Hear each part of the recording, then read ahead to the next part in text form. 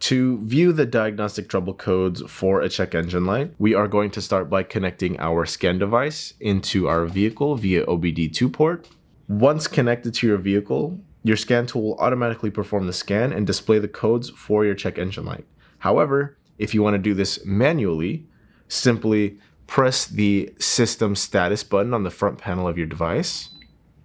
On the system menu, we are going to find the Global OBD2 option and click Enter. It will do a scan.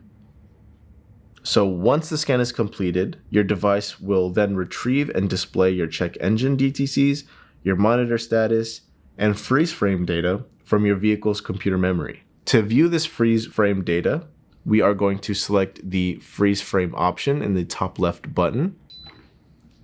On this next window, you will be given all the information that the device has been able to retrieve from that scan.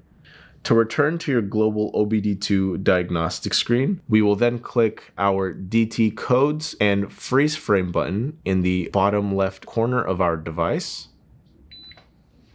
And you'll be presented with all of the codes that we previously scanned.